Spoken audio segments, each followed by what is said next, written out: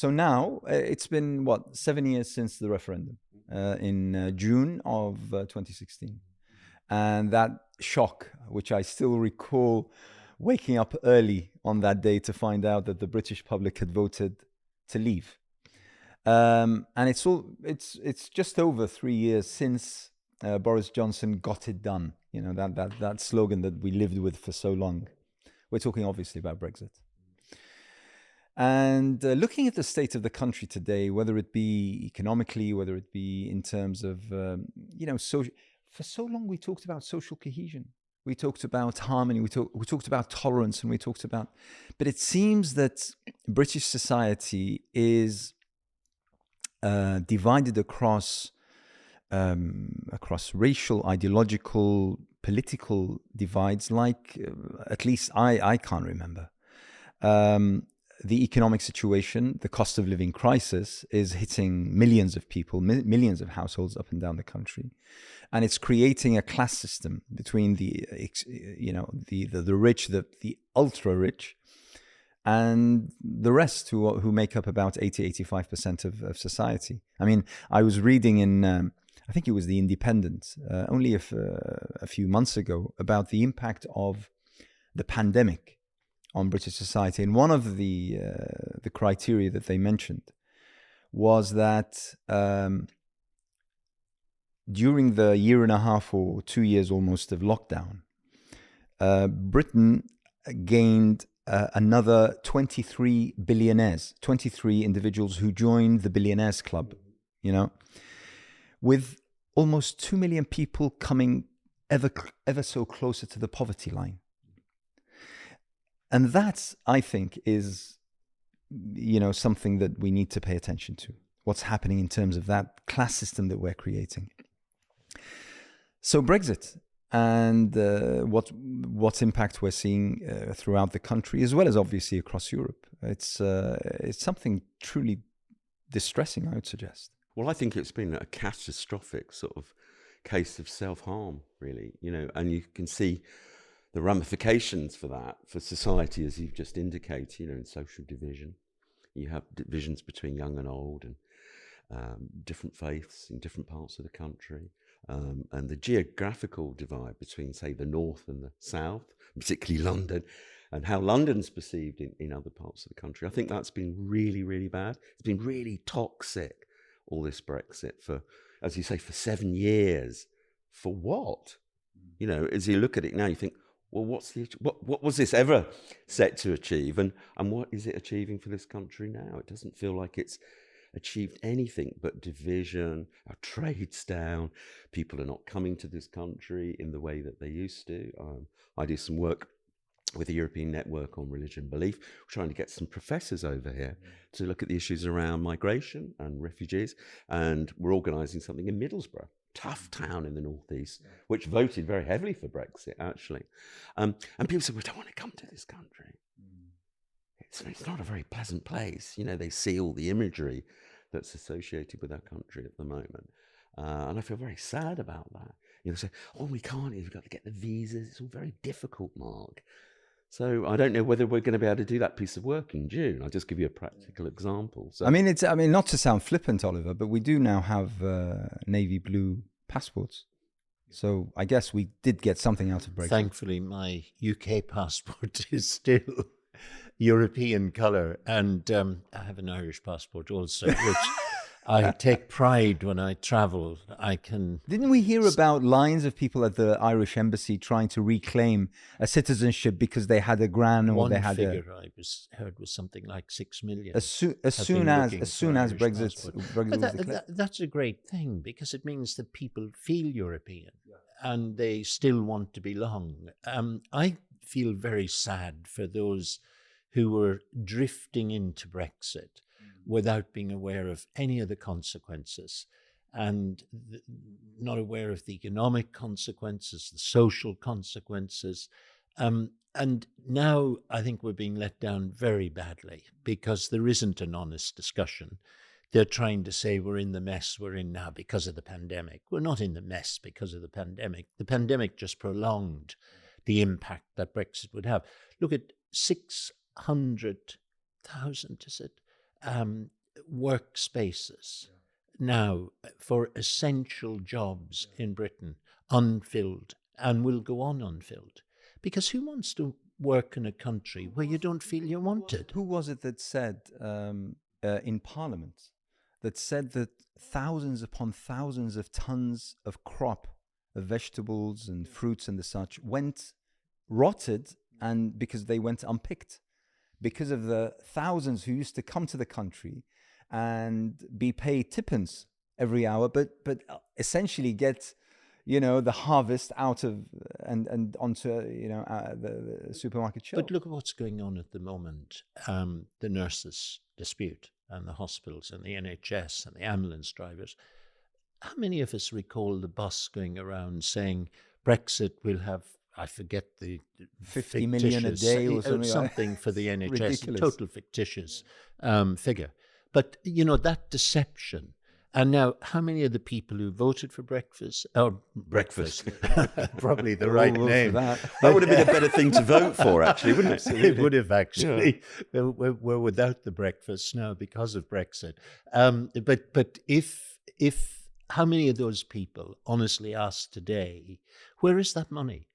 Why have we been lied to? Why isn't that put into giving the nurses the right pay, supporting the ambulance And why drivers? isn't anyone held accountable for making that claim, that lie, as you put it? Either at least being voted out of office, at the very, very least, but at most, it's something that actually created the chaos that we find ourselves in today. I think the roots of our problem, Anas, and I'm giving away my age now, was in the 60s, 70s, particularly when we voted to go into Brexit. When we voted to go into Brexit, when we voted to go into the EU, we made no preparation whatsoever. I remember the discussion then was, and I'm going back now I was in a parish in Islington, and the big discussion was, what's the model we build our society on? Is it the soup bowl or is it the salad bowl? And the whole, I thought, forward way of looking was the salad bowl, because you allowed people to keep their identity. You didn't want this sort of assimilation where people lost their identity, because in so doing, they were losing what they could contribute to society.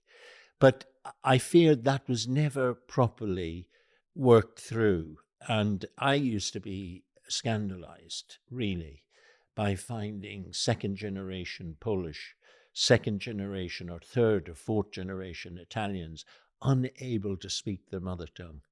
And it was because their parents or grandparents had felt, we must assimilate. We must lose our Italian identity. We must lose our Polish identity. I'm mentioning those two communities because they're the largest.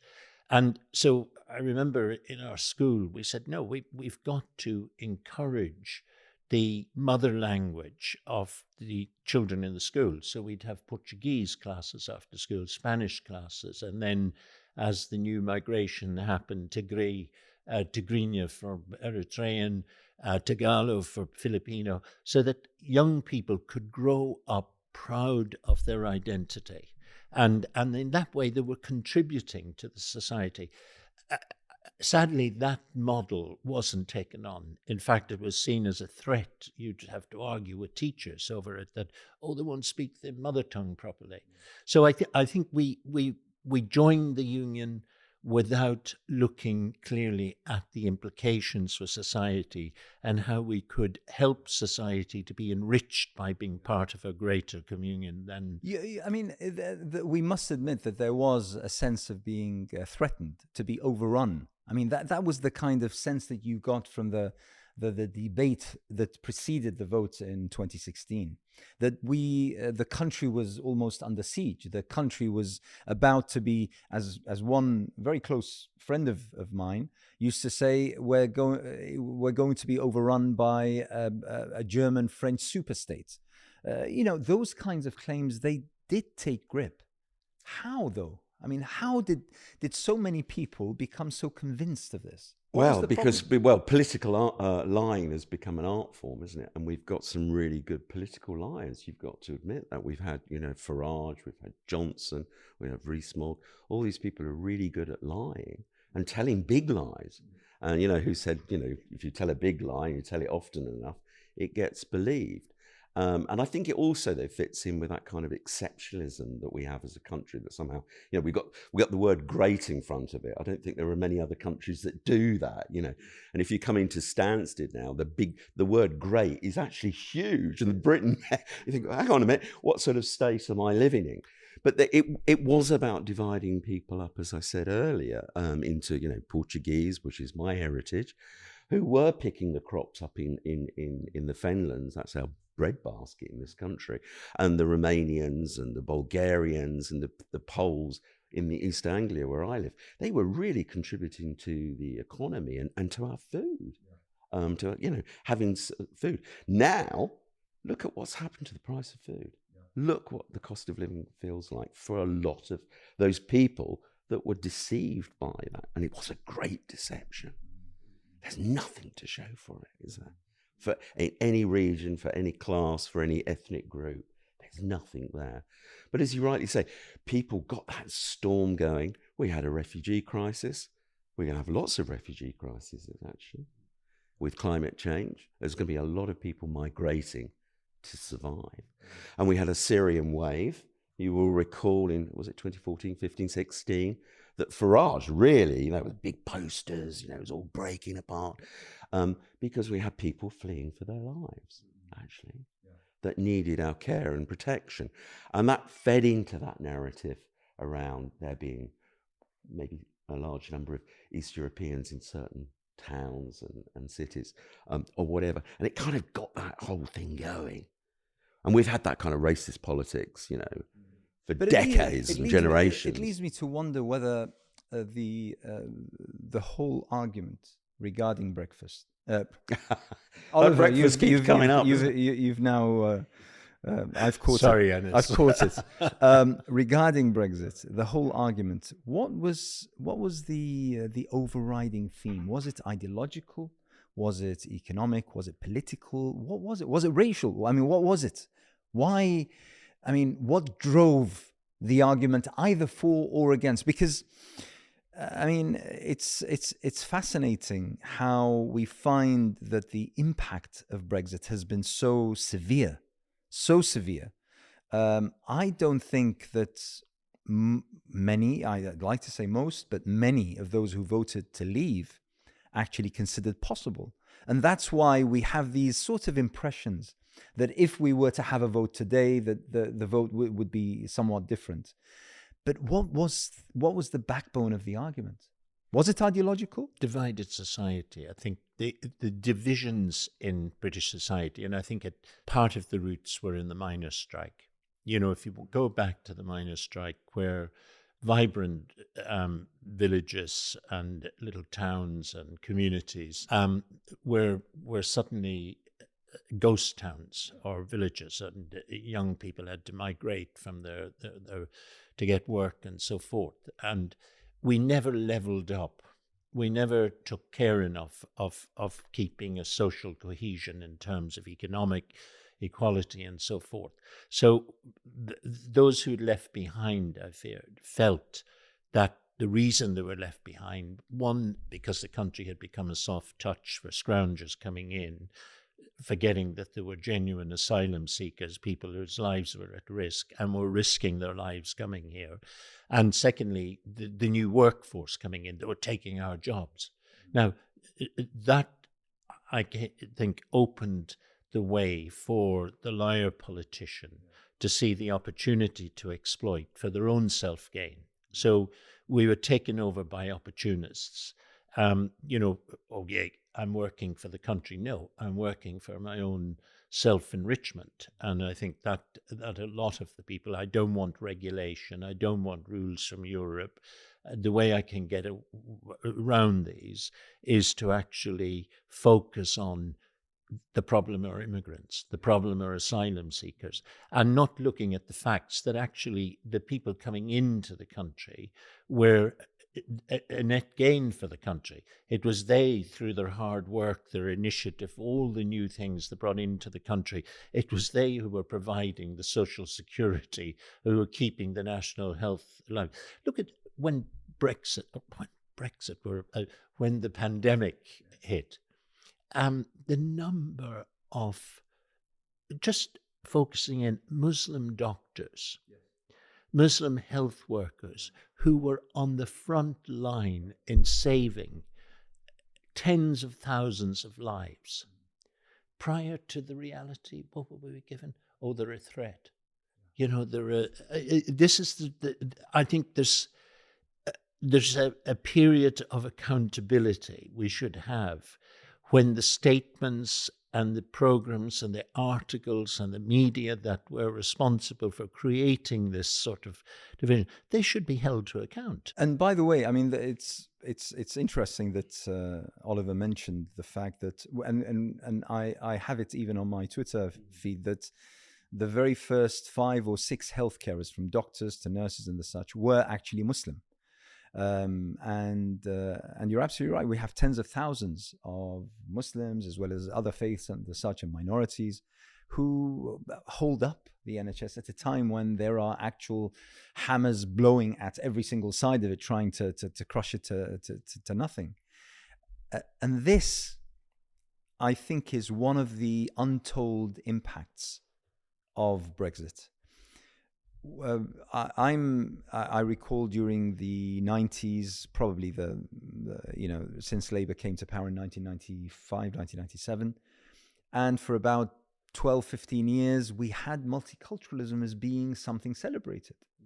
We were on the tube and seeing how posters about how London being so diverse and so different, and that, you know, we're 7 million individuals and that we come from various colors and faiths and cultures and all of that. And it was to be celebrated. But then crept in the sort of line that actually multiculturalism is bad. And those who support multiculturalism ought to be, you know, they should. They were the liberal metropolitan elite, weren't they? And it seems that there was a drawback from that, and a creation of a totally different kind of atmosphere. And it was to be celebrated, but there was no effort to actually help it become what it could be. There was no plan, there was no policy. To solidify it. It was to cement it. It was multiculturalism where communities lived alongside each other without the level of engagement. We didn't create the community spaces. We didn't celebrate the differences. You know, we talked about multiculturalism as if it was a mosaic or something. You know, everyone had to fit in to a thing, rather than saying this is a wonderful city and country of differences, and to celebrate that and the enrichment of society that it brought. We lost that. Politicians just talked about it, but didn't implement it in the way it could have been. Some actually fought it. Some actually went against it. Well, I think that fits in with that exceptionalism that we have, that somehow we're special. It relates back to empire. It relates back to how we see other people with different colour skin and different faith. It really relates back to that. And I mean, the weaponising of anti-Muslim hate, which I think you've sort of touched on there, I think the Conservatives saw that as really being a good vote winner. Yeah, and you could then segue that into refugees, because we talk about Syria. Most of them were from Muslim backgrounds. If you look at that, a lot of refugees are fleeing countries for climate change from a Muslim perspective. So I think they saw that as something they could weaponize. And then if you look at some of those northern cities that voted very heavily for Brexit, they were very racially and divided on religious grounds. And I think some politicians from the far right have seen that route to some easy votes, where you don't have to explain anything to certain constituents. You just do some dog whistling, and they're behind you, And then, so they didn't think through Brexit, did they? You said, where did it come from? It was just a feeling. Maybe it was a howl of rage. Maybe it was a howl of confusion. Why is the country like this now? And I think, if you go to, as I say, to places like Burnley or up in, in those Lancashire mill towns around Greater Manchester. What's going wrong? And why has London got all the wealth or all the riches? Well, it's physically closer to Europe. It's got a different heritage. You could explain things away. You can actually try and do things in a kind of critical thinking person's way. But they're not going for any of that. They're just going for scapegoats and making it easy. And they'll move on. Now one of Sunak's five, it's unbearable. Sorry, it's unbearable. 5 things, important things, trying to stop a few people in boats, a few refugees risking their whole life. I mean, it just makes me well up, really, the that we've got... of the Home Secretary are absolutely despicable. Despicable. It's almost like Brexit as being a second Reformation. If you think pre-Reformation, the historical Reformation, you had Europe united in the sense people could travel, church people went there, here. There was a united Europe, a sense of community or whatever. Brexit broke that, or the Reformation initially broke that. Now, post-war, the horror of nationalism, the horror of excessive nationalism, brought people like Robert Schumann to see the need for some sort of principles where we could recreate a certain unity. Now, from my knowledge, they were very much shaped in Catholic social teaching, and that the core founders of the European Union were people not just horrified by what they witnessed happening in Europe through nationalism, but also a vision that was based on justice, based on love, and based on openness, all of these qualities. And they tried to shape the Union on it. And I think that succeeded to some degree. I think as it expanded, we lost the idea as an idea is quite unique. The ideal was great. And central to their thinking was the principle of Catholic social teaching, subsidiarity. And that basically meant that the centre empowered the regional. Instead of the centre controlling the regional, you brought your resources together, your know-how together, so that you could actually enrich and empower the local. Now, in the process, we lost that. And again, this is a way out thinking. But, as I reflect on it, I think in a way, what we started as the Union expanded, we saw the division in interpretation of law. Northern Europeans tend to go by what I would say the letter of the law. The letter of the law is to be applied. Southern Europeans with a sort of more Catholic interpretation of law, it's the spirit of the law that matters. So you could bend the letter to keep the spirit. I think these are issues that we lost sight of, and at the very core of what we should be now, not as a European, but a universal society, a global society we have become. Well, now we have the government saying we are going to withdraw from the European Convention on Human Rights. Yeah, I was in Brussels last week with the European Commission, and they've got an initiative called the Anti-Racism Agenda, and it's a whole body of work. Each of the EU countries got to come up with an anti-racist plan. They've got an anti-Islamophobia coordinator. She's only just been appointed. You might want to interview her in the future. They are really focused around tackling tackling racism, because they can see the threat this brings to all of our politics and to the way of life that we've had as liberal democracies. There are a lot of states in Europe that are a great threat here from this rise of the far right, because of this rise of language, of division. Exactly. I mean, it's as though the kind of language that was used leading up to the referendum in 2016, the language was something that we had, I personally had read about the kind of language from the rivers of blood and the such from the 60s, and it was something that we read as though it was in the past, and we as a society, as a collective, had moved on. But all of a sudden, we were hearing it once again. We were reading it as headlines in the press. Our Home Secretary. Very much so. I mean, it was government. It wasn't just the nutters on the fringes. I recall, for instance, in around 2004, 2005, the British National Party, led by Nick Griffin, calling out for all its members to come and march in Leeds. And something like 220 people turned out. It was nothing. But then, only a few years on, that kind of rhetoric, that kind of narrative was winning votes, was winning seats in parliaments, not only in the UK, Dagenham, they won but across Europe. It's as though, if I may, it's as though it was, the first sort of break in the dam. It was as though, something was being held back, but all of a sudden, it became okay. It wasn't just the BNP. All of a sudden, it was government ministers. It was people who are daily on our screens or writing daily on our newspapers.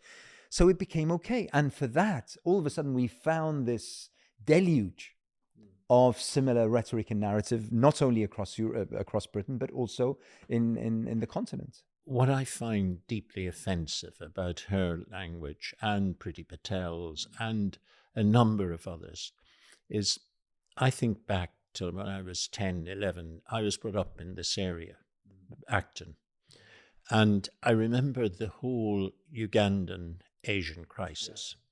And I remember people then having sort of racist attitudes. I remember demonstrations in the street saying, we have enough Asians, keep them out. There was no way. They were protesting against the government of the day, bringing Asians in. They're going to create all sorts of problems, and then Southall was beginning to develop and they said, we have enough, we don't want more.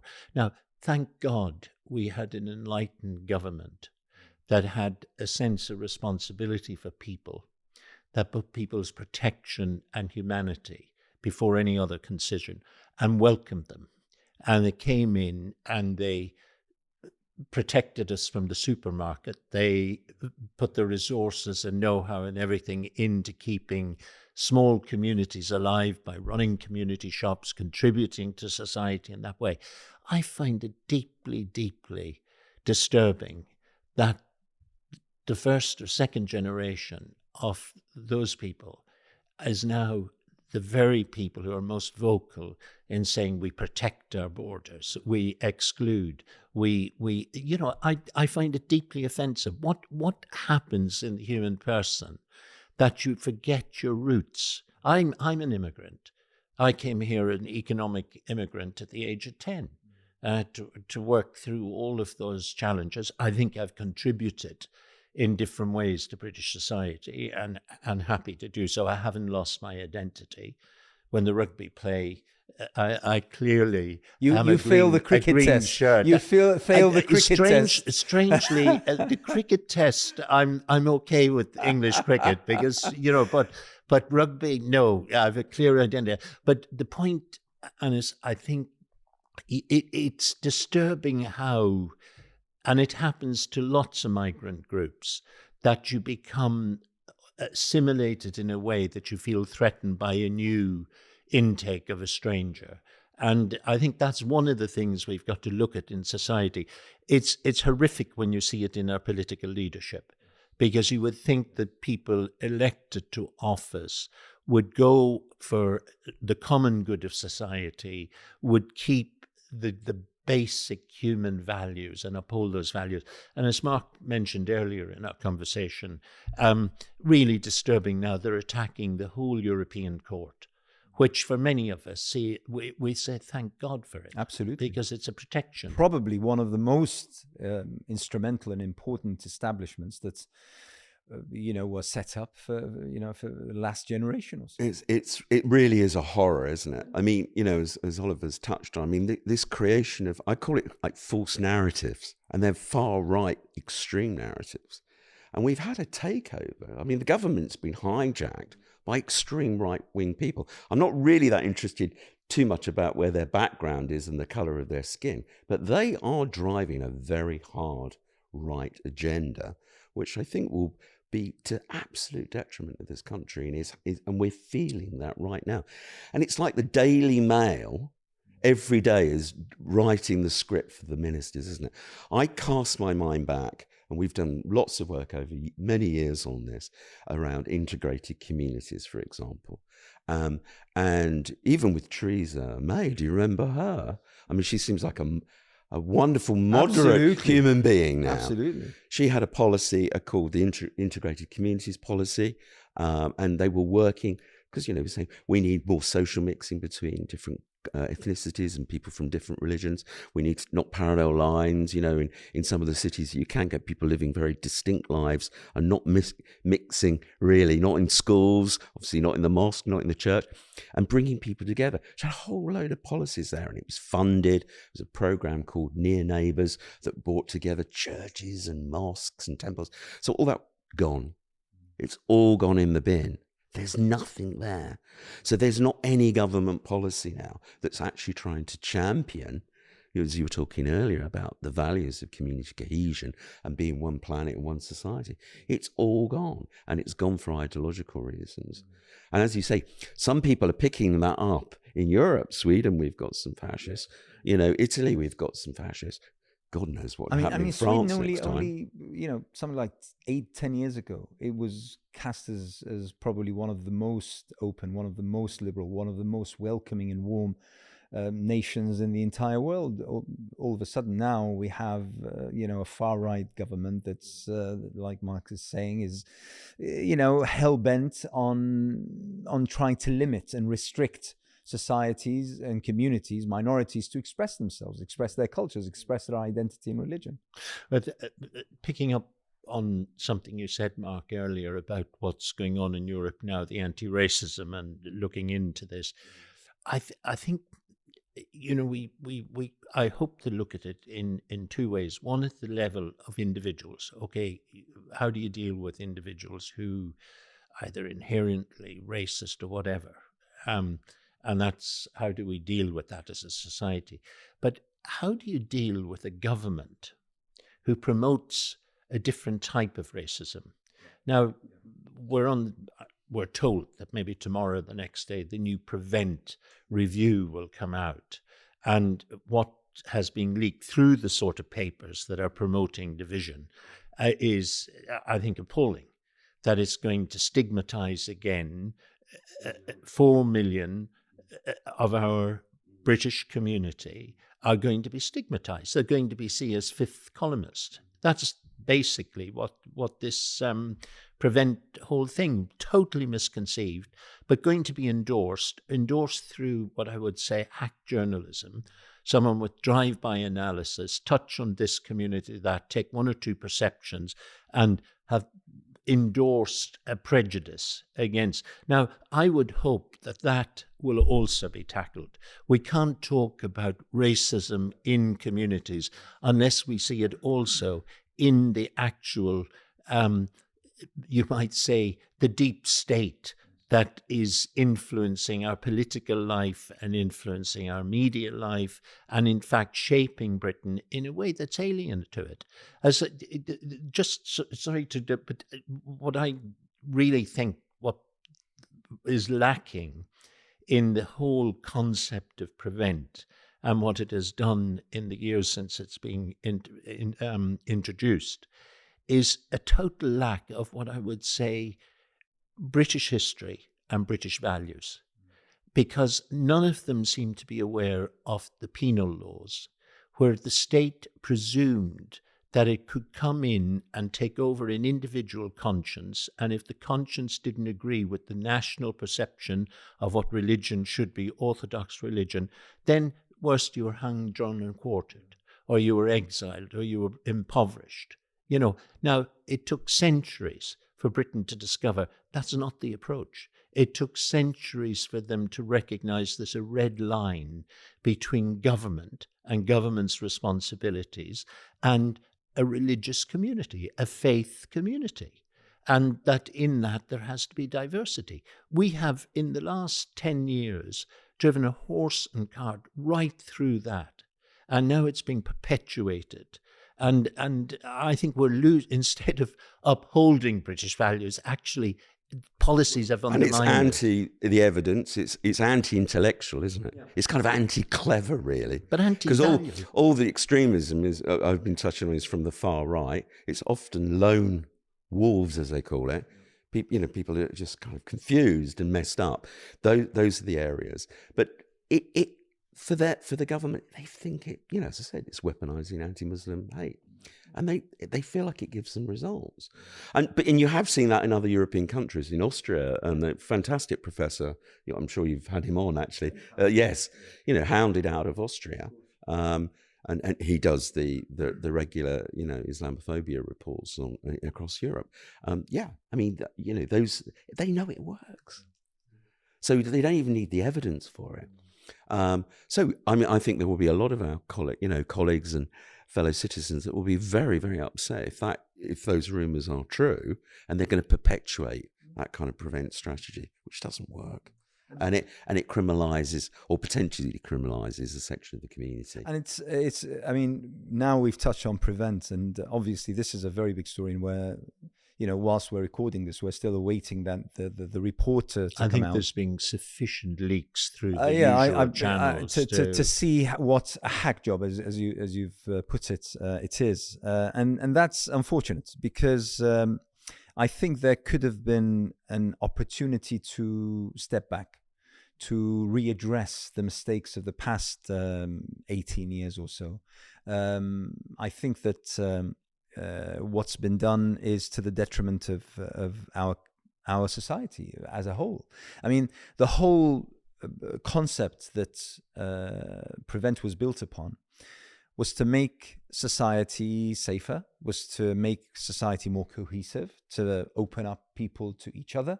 That was initially what was told about Prevent. It was that kind of strategy, and therefore the very first elements of Prevent were supporting young boys' football clubs or a girls' cricket team and the such, and it sounded all hunky-dory. But soon after, it became clear that it was about looking at particularly the Muslim community through security lens. So all of a sudden you have this large chunk of British society, which amounts to about 3 to 5%, being seen with extreme suspicion, with extreme trepidation. I mean, how could you function as a society, whether it be economically or whether it be politically, when you have that sort of wide and large section of society being looked upon in those particular lenses? And the evidence is, just like you said, Mark, that it's anti-logic, it's anti-smart. The data and the figures that are clear, that are produced by the Home Office itself, every single year shows an increase in what they see as being extremism or fundamentalism or violence or terrorism even, year upon year upon year, which means that basically it does not work. It does not work. And then came the review, and there was some hope that maybe there would be a readdress of the very fundamentals that brought about this policy, about the evidence that we've had over the past 12, 13 years, and maybe we need to do things differently. Maybe we need to find something else. But then we find that, unfortunately, the report we're about to see is a cementation of the same idiocy. And we've got to, get our country back. We've got to get our government and state back from this extremism. From the handful of That's what we've got to do. I mean, just kind of a bit tangential, but it is important. A lot of the universities, Cambridge and Oxford certainly, got a lot of money from the European Horizon programme for research. They've lost all of that. It is an anti-clever, anti-intellectual government, and they just pull those sort of strings. And when Oliver was talking earlier, I was reminded they got rid of all of those One Nation conservatives. Do you remember it? Yeah. During this Brexit debacle, the Anas Altikriti and Damien Gray, all the kind of, they would have been absolutely square with you in wanting to have a cohesive society that kind of worked, that recognised there were injustices, and how do we put this right? A kind of Edmund Burke view of how you improve things, kind of gradually, and you learn on experience.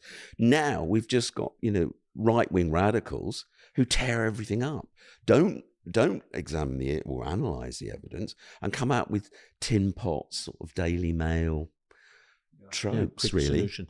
But just picking up on Anas's comments on Prevent, very early on, before Prevent took hold, we were working at creating better understanding for Muslim communities, and we had the slogan, there shouldn't be an institution in the country where a Muslim feels they have to leave their faith at the doorstep.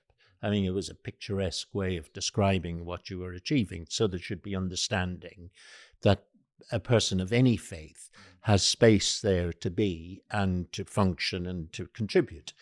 Now, that was picked up by the Home Office very early on. And with the communities, we established a program whereby we took sometimes 30, 40 civil servants overnight from all different areas of the civil service into the communities. And they would stay overnight, they would meet the communities, they would learn about the faith.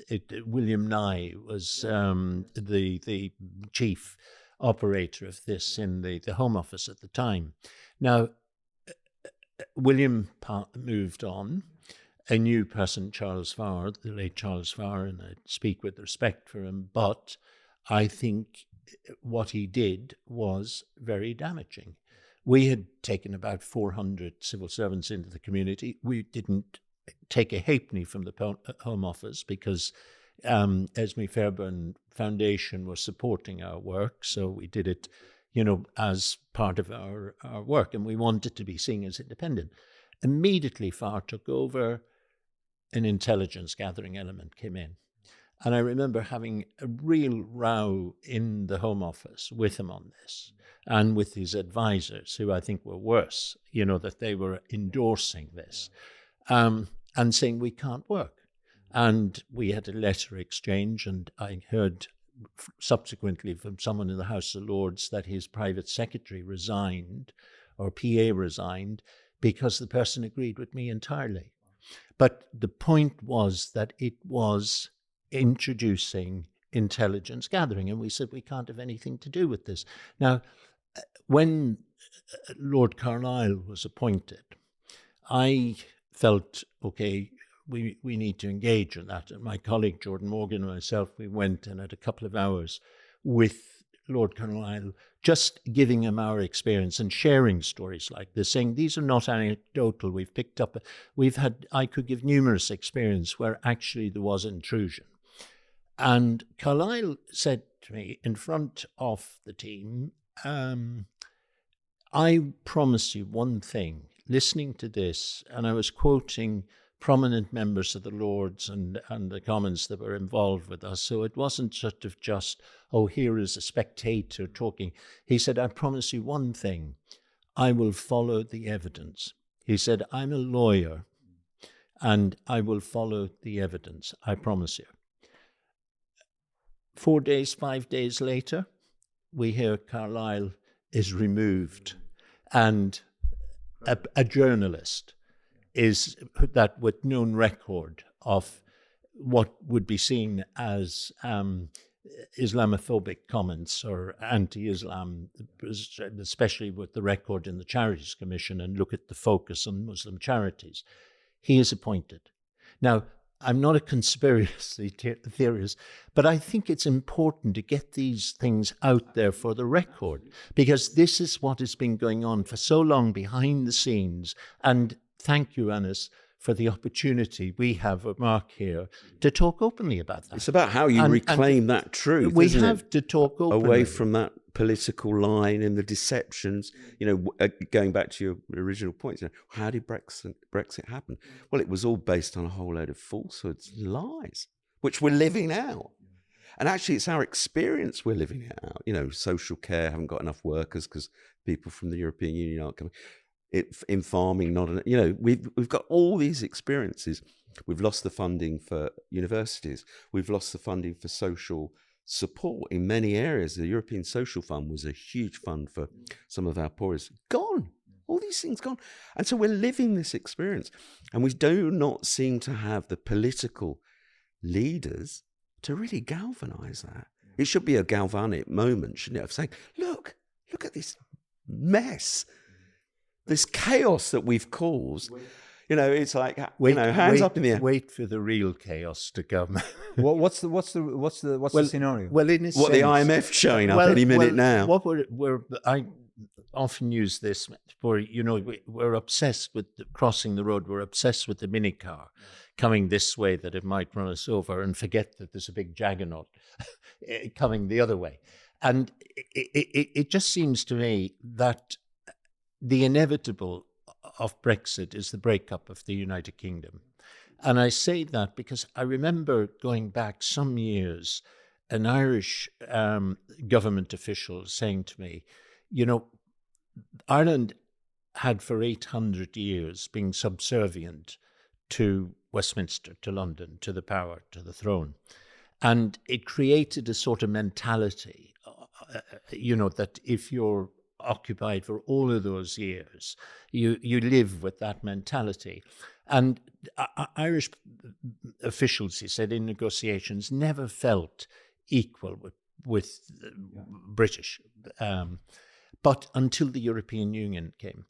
And he said, suddenly sitting at table and realizing you had one vote that was equal to the United Kingdom, he said, changed the whole negotiation pattern that enabled the Good Friday Agreement. He said, claimed it would never be possible to have it without that psychological shift. Now, the point I'm getting to, what has always protected, the United Kingdom has always been at risk when the dominant partner dominated over the other independent countries, well, independent in the sense separate nationalities in the kingdom, when one took dominance over the other. Did the United Kingdom vote to come out of the EU? No. If you look at Scotland, if you look at Northern Ireland, it was forced out. And if you look at certain cities, because I think the other implication of this, you have Bristol and London and Manchester and Oxford and Cambridge, all full of young people who are very anti-Brexit and can't believe that the older folk, if I put it that way, out in the suburbs or in the rural areas have imposed that on them. Young people had freedom to travel, go to university. The world was their oyster. Now we've shrunk it. We've almost shrunk it. It feels like we've just shrunk it to England. If you're English and live in England, it's feeling really small and contained, isn't it? Almost like you're on this island and you can't get off. And I've got a niece who wanted to travel to the Netherlands to be with her boyfriend who's got a job over there. It's really difficult now. Okay, she would have had the freedom of movement to do that. And now and she's going, what's happening? And I have to she's say, 28, by the way, I've travelled. For the past since the opening of lockdown, I've travelled several times to Europe, and every single time I'm standing in a very long line, and you know what? There was a very almost farcical incident where I was in Belgium actually, and at Brussels airport, and there was this line that was never moving that we had to obviously join, and there was an official making sure that you're carrying British passports, stand in this line, don't go through the usual European line, which was absolutely empty and accessible. So we were standing there, and then someone complained. They said, what is this? Why are they treating us like this? Why? And someone standing ahead of them looked back and said, how did you vote in 2016? And both the man and his partner just looked down and said absolutely nothing. Everyone burst out in laughter. It was a moment of relief and relieving that kind of tension that this is what you voted for. This is what was voted for. Anas, you'll have to do some research into your background and find an Altikriti somewhere where you can. I heard the other day there's someone in America who's being some time looking into McTernan as a clan in the west of Ireland, you see, the Leitrim area in particular. And someone came up with the DNA, which said we probably were a black Asian minor tribe, southern Turkey, that migrated to Ireland 4,000 years ago. So, you know, what I'm saying is it's absurd when you think where we are But now. I think you get that Millwall kind of tendency comes out with those sort of people. You know, everybody hates us, but we don't care. There's a kind of tribe thing that suddenly kicks in. Because, you know, when you look at the statistics, I mean, it's still, was it 42% of people think it's the right, you know, okay, there's now a majority, but there isn't any chance of anything changing on that. And I think that's a big dilemma here, politically. We're stuck on this island, having made the worst decision ever, and it doesn't feel like we've got any way back or out of it. You know, you're going to be waiting in the longer queues. You know, you're going to have the trade problems. You're not going to have money for universities. You're not going to have people being able to come and work in the social care field, you know, for all these old people who voted Brexit anyway. So you think, what can you do now? Why is and my heart bleeds every time I do this. I'm like, what am I doing? You know? Mark, why is the opposition not jumping on this? Why is Labour not, you know, wagging a finger? Because they've never been truthful. I mean, I was in the Labour Party for 28, 29 years. I'll be honest with you there. I'm not in that party now. I mean, I'm in the Green Party, been in the Green Party for quite some time. And I just realised the Labour Party was never prepared to tell people the truth either, particularly its white working class vote. In places like Hartlepool, if you know those traditional areas that would have always returned a Labour MP, they weren't telling them the truth. And global capitalism is tricky. Let's be honest, it squeezes people very badly, and it does certain things around the economy that have to be explained in a kind of intelligent, rational way. So I just don't think the Labour Party's got any wit about it at the moment, it seems to me, to actually challenge all of these things that we can see now in front of us, you know, when we're trying to even buy our leeks or our cauliflowers, and the cost of living crisis, you know, that presents itself on all these things. It's not there bashing away, telling people, look, we did make a mistake. We just have to own that mistake. We all make mistakes. We're human beings. We're imperfect, aren't we?